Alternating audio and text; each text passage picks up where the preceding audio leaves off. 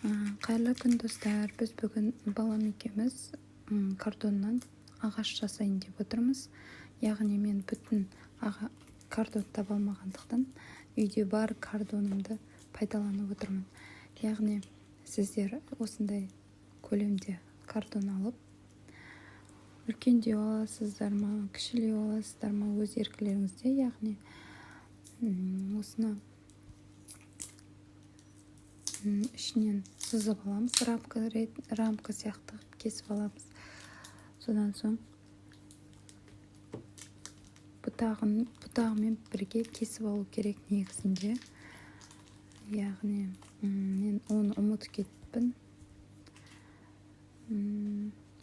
Кейін бірақ қалған картондардан бұтақ жасап жабыстырдым. Осылай рамка ретінде сызып аласыздар. Сосын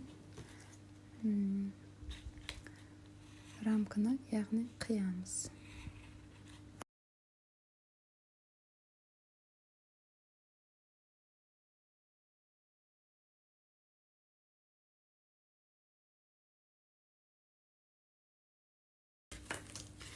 Бұны ата-аналармен бірге жасаған дұрыс, яғни қайшыны абайлап ұстаған дұрыс.